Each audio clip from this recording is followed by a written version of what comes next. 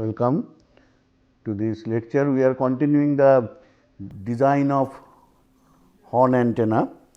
So, before going to that actual problem, let us also find for the given horn, since we have started that example, what will be the gain of this horn. You see, I said that typically we use up to 10 lambda the flares. So, here it is 5.5 and it is sorry, how much it is, yes, you see it is 5.5 lambda naught, it is 2.75 lambda naught. So, there will be some gain. So, let us find out gain. So, our formula says D, actually D and G are same for horn. So, D is 6.4 A dashed B dashed by lambda naught square. So, you will, if you put all these values, you will get something like 96.8 is the directivity. So, which is almost this 19.86 dB. Okay. Now, here actually this is one formula. Another formula is there which also is used. So, that formula is somewhat empirical, and this formula also gives you good thing, but just in case someone wants to use it, another formula is available that gives something like this.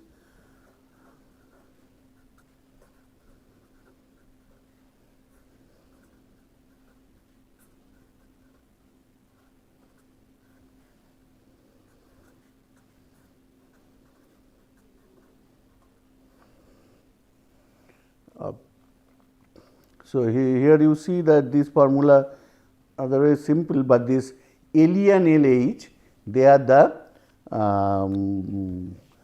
they represent respectively the losses in dB due to phase errors in the E and H planes of the horn, because you do not know what is the value of A dash B dash.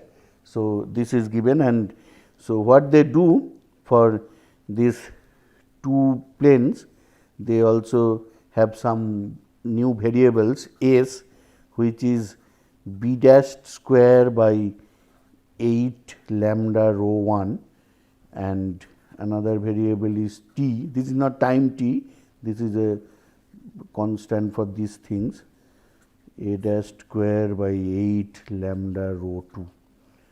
Rho 1, rho 2 are their meanings. So, that means basically I can say that this is the H plane and this is the thing, and what they no, this is the E plane and this is the H plane horns things, and some graphs are available where they give loss due to phase errors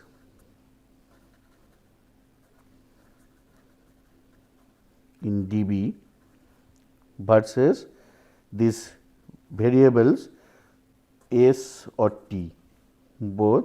Now, generally they are 0.2, 0.4, 0.6, 0.8, 0.1, and the graphs are something like this.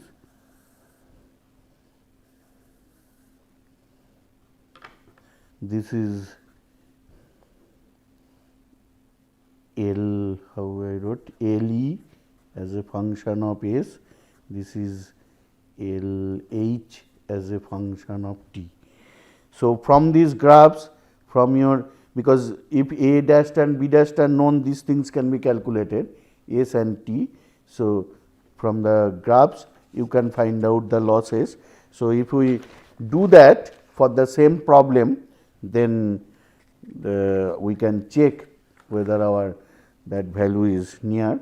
So, if you do that for the given things, S will be something like 0.1575 and T is turn out to be 0.63.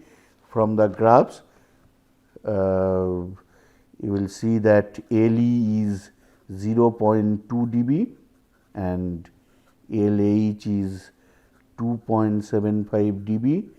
So, if you put that, you get 18.93 dB. So, already you see, instead of this, our that first formula that gave us 19.86 dB. So, that is not so off the mark. So, what we will do, there is also another formula, I will not go into that. So, people use, various designers like various formulas. Just to mention, I am writing the third formula is pi lambda square by 32 AB, then dE into dH. You see, remember, this is AB, the feed guide. D is the directivity of the E plane horn, dH is the directivity of the H plane horn. So, by that also people find out, but our that formula is effective. So, with that formula, now you see, problem is how I find out that which direction to flare more, whether I will put more flare on E side or more flare on H side, etc. That means, what will be my A dash B dash? Suppose the problem is a gain is specified, that I want so much gain from the pyramidal horn, the feed waveguide dimension is known. Now, how I do the flare? So, that we will now attempt, that is the actual design problem. So, and here we will have to fix a formula. So, we take that same formula that we used, that is a very likable formula. Simply, this was our standard formula. Now, I will just manipulate this formula.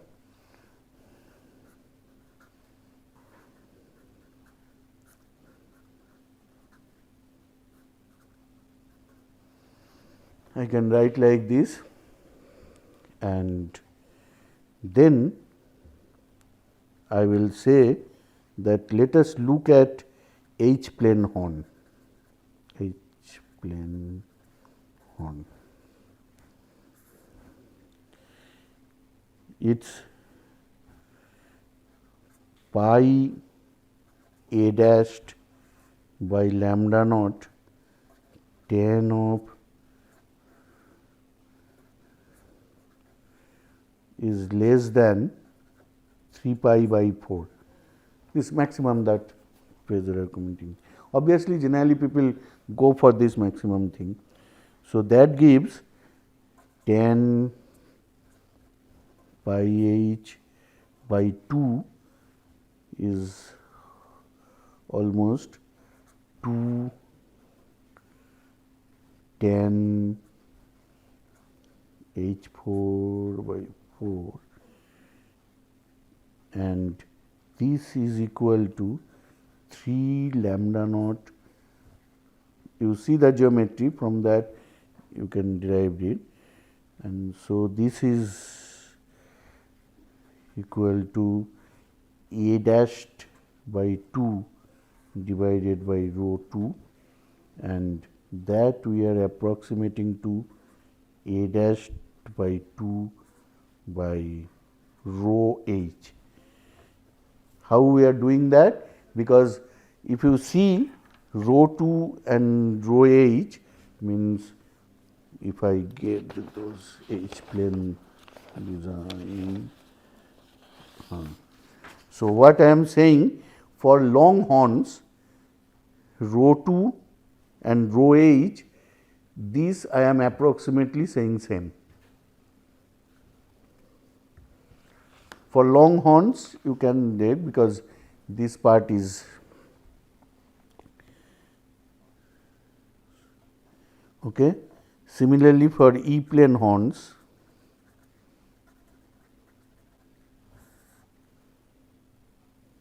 acha, I have not completed this. So, tan is thing. So, from here I can say that tan this. So, A dashed will be approximately 3 lambda naught rho h. From here you see. E plane horn, let us come. So, pi b dashed by lambda naught tan pi e by 4 is less than pi by 2. That says that tan pi e by 2 is lambda naught by b dashed, and that is b dashed by 2 by rho e. So, we can say that b dashed will be almost equal to 2 lambda naught rho e. This is our, we are relating basically a dashed and b dashed to rho e and rho h. So, from this formula now, I will be able to write that this is equal to 2 pi by lambda naught square root 3 rho naught a 2 to 2 rho naught by 1.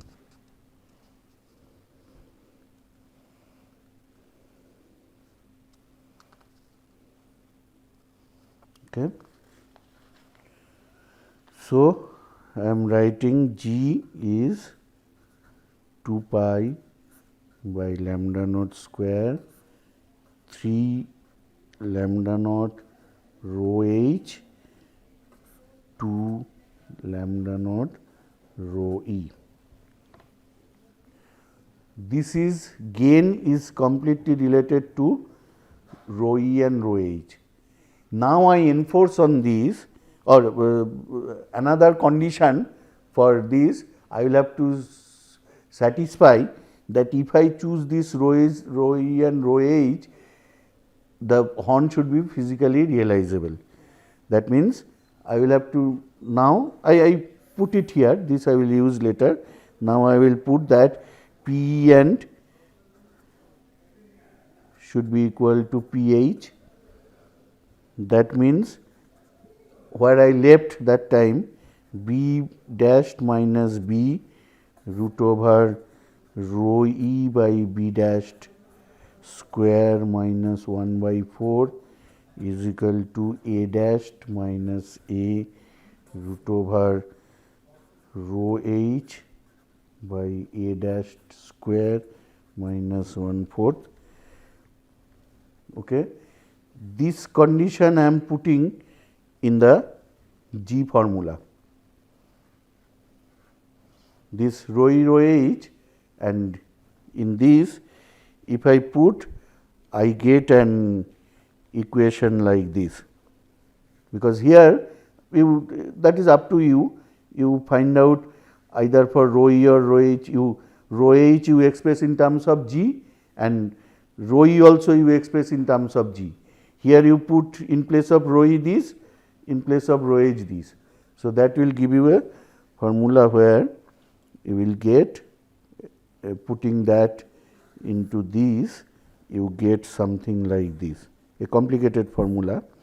I will introduce a new variable xi minus b by lambda whole square 2 xi minus 1 is equal to G by 2 pi root over 3 by 2 pi 1 by root over lambda minus a by lambda whole square into G square by 6 pi cube 1 by xi minus 1.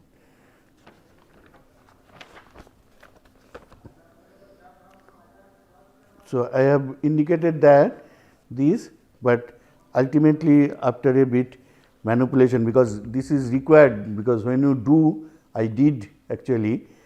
So, just before this lecture I did. So, unless and until you be there, you will not be able to go to the next one.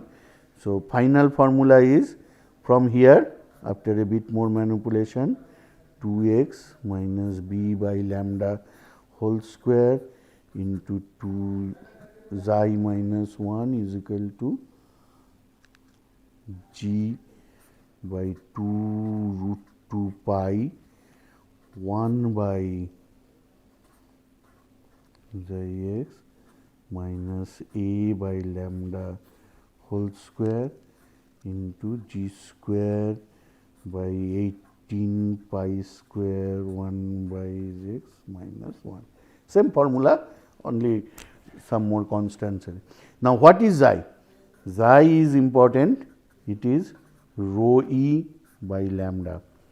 And so, what is or I should have said x is this, and so rho h by lambda becomes g square by 24 pi square 1 by xi.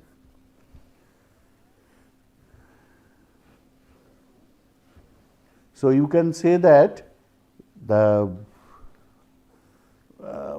you see rho e is proportional to x and rho h is inversely proportional to x. But the best thing is this is actually my design formula, because here you see that I have only two variables g and xi, other things are known, a, b are known to me, those are feed waveguide things. So, the specification will give me g, I will find xi, from xi I will find rho e as well as rho h, and from rho e and rho h I will go back to a dashed and b dashed. That already guarantees me that physically constructed. So, my that confusion that how to choose whether a dashed more or b dashed more, actually you see they are counterbalanced here, that for a given xi rho e is proportional and rho h is inversely proportional.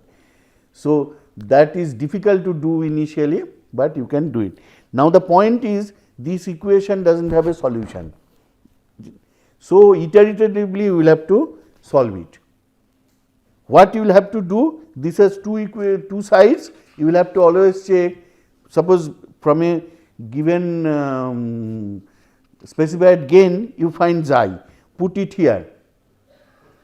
You find xi means you start with a xi, you put it here, you find out which side is less.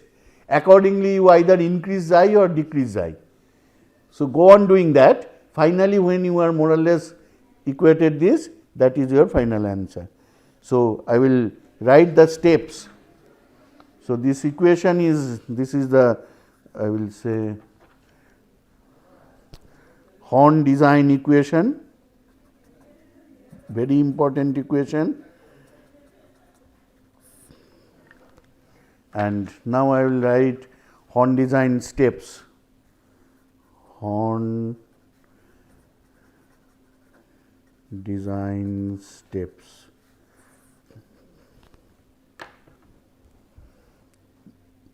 Step 1, I will say that from specified gain find x from the equation, but you cannot do because this equation you cannot solve. So, what you do, starting x xi, starting xi, that you take as g by 2 pi root 2 pi. Then put in this equation, check LHS RHS. Step 2 I will say find left hand side of the equation of design equation and RHS of design equation. if LHS is less than RHS, you can see LHS is less. So, you see here x is coming in the numerator, here x is coming in the denominator. So, the obvious choice is if LHS is less than RHS, increase xi, and if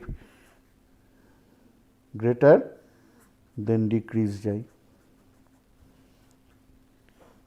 So, iteratively come to x final, xi final. Okay. The moment you do that, then you will find next step is you will get your find rho e, rho h, because they are directly from the defining things. From these equations you get rho e and rho h, and once you know rho e, you can find out b dashed. Once you know rho h, you can find a dashed. So, let us do it.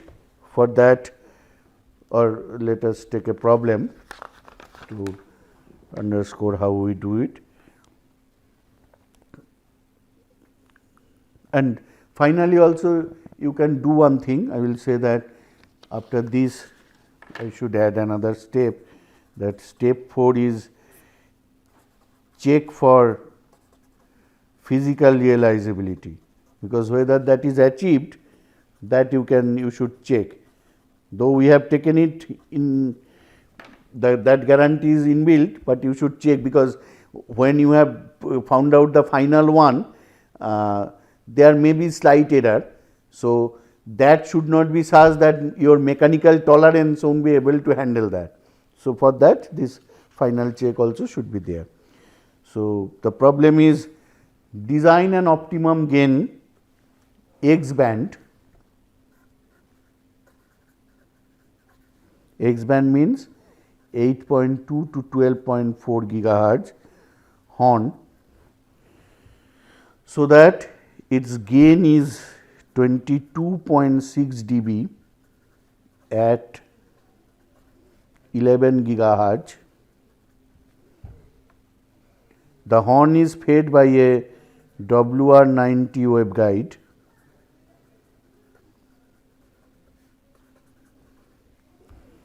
And this WR90 waveguide has the inner dimension of the waveguide is A is 0.9 inch and B the narrower dimension is 0.4 inch.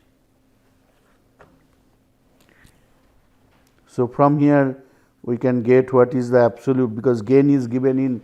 So, we are starting the design. What is gain? 22.6 dB, that if I put to absolute thing, it is 181.97 or 182.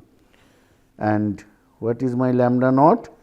It is 2.7273 centimeter, and this A by lambda is 0.8382 and B by lambda is 0.3725.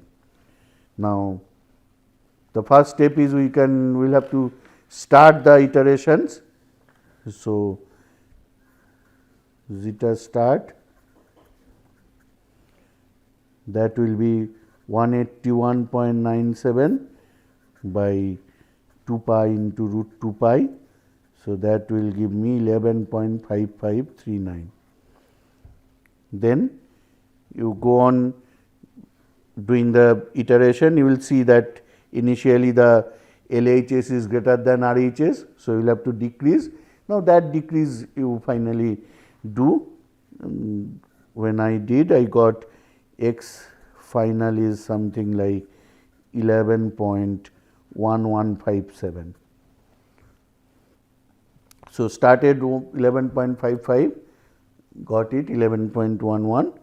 So, that gives me a rho e of rho e simply from here you can find where are the things. Rho e will be xi into a lambda. So, it will be 11 point, you see, rho e is xi into lambda 11.1157 lambda. So, that is 30.316 centimeter or 11.935 inch. Rho h, if you calculate 12.0094 lambda, so that is 32.753 centimeter, 12.895 inch. From here you can calculate A dash. What is A dash? 3 lambda naught rho 2, already I showed for long horns, 3 lambda naught rho h. So, rho h I have found here. So, it becomes 16.37 centimeter or 6.445 inch, and B dashed is root over 2 lambda naught rho 1, that is 2 lambda naught rho e, that is 4.715 lambda naught, that is 12.859 centimeter or 5.063 inch. And if I check, P is equal to 10.005 lambda or 27.286 centimeter, 10.743 inch, and same as pH. So, that will be a, from the open ended waveguide mouth there will be a flaring of 10 inch. 10 inch is quite long for an X band. Okay. So, this completes the design of a pyramidal horn. Now,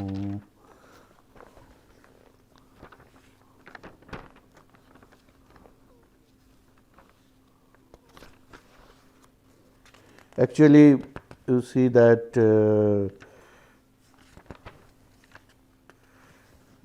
the phase field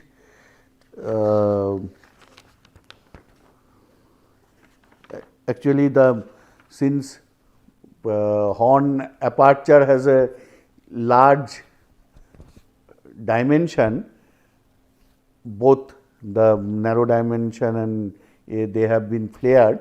So, there will be sizable amount of cross polarization generated.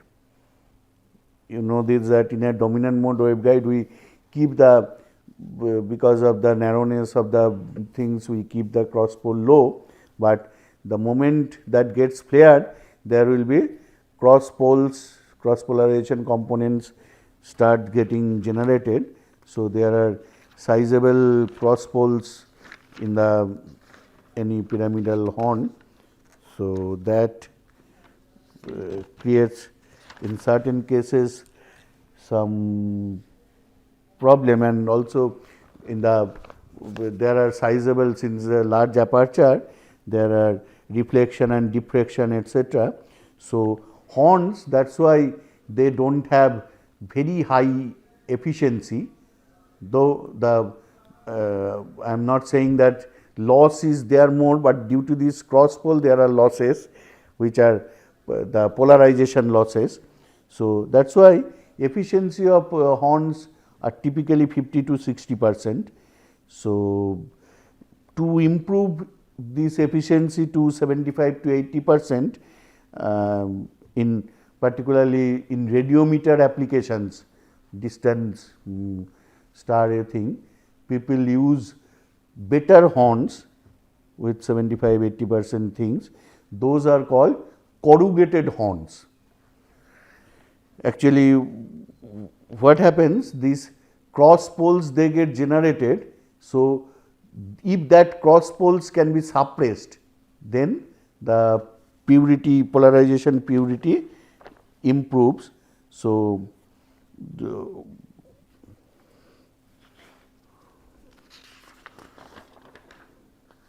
what happens in this is the horn. So, inside the horns actually when this is a side view, corrugation means you know that corrugated sheet etc. So, some protrusion, some metallic protrusion, actually these are metallic protrusions like these are metallic structures. So, these structures actually makes those cross polarization things absorbs.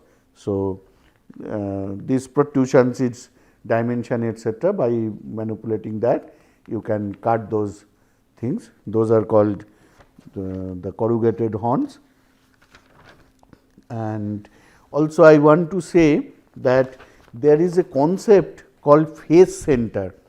Actually, each of the far field radiated by antenna can be written in a general form that E far field far is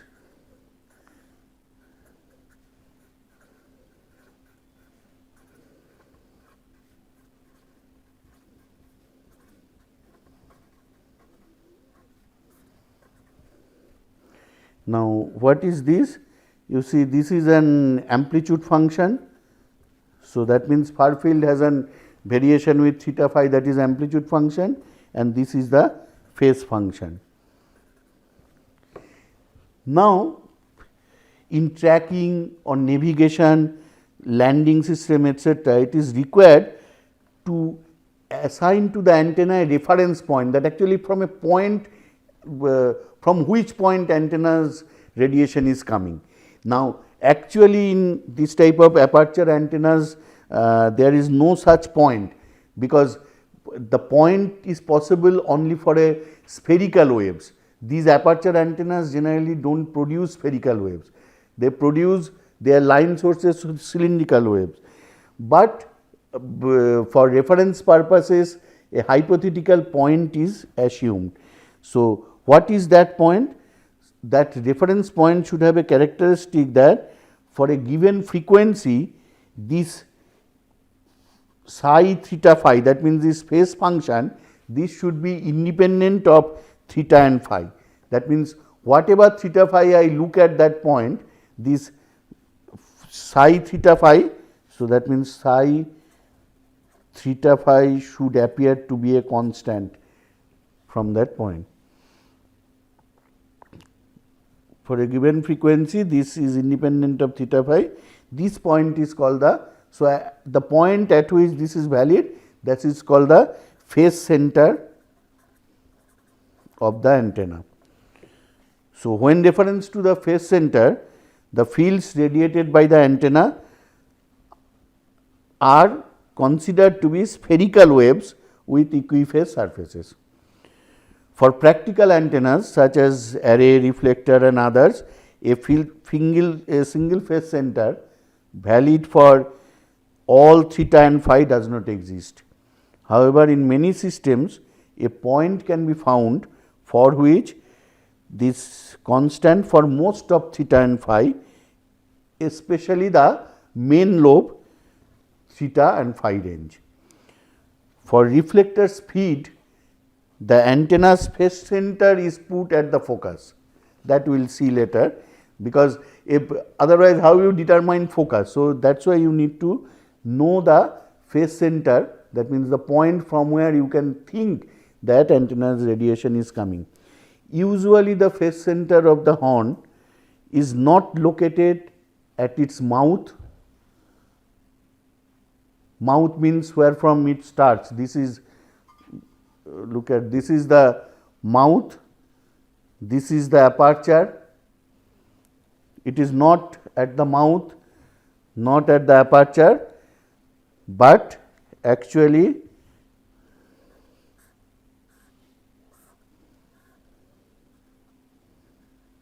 between the imaginary apex and aperture.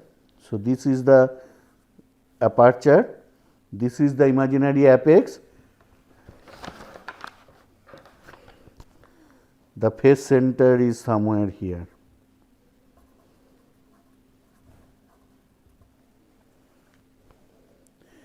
The exact location of the phase center of the horn depends on its flare angle. For large flare angle,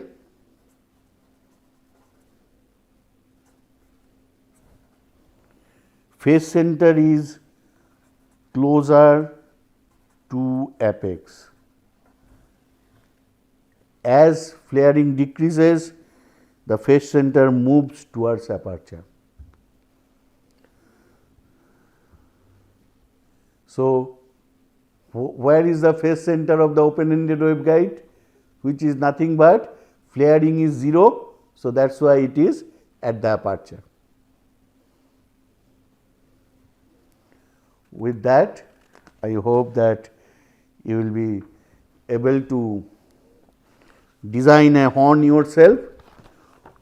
Already we have seen how to design the dipoles, etc., particularly folded dipoles, etc. So, you have a fairly good amount of knowledge from this. Another antenna, aperture antenna, that is very useful, that is dish antenna, which is used in nowadays all the even TV receptions, but invariably used in satellite communications, etc., where we want not 60-70% efficiency, something like 90% efficiency. So, that we will see in the next class, that what is the those things. We will not see in details, because that detail thing is quite involved, but we will see that what are the salient features of those antennas.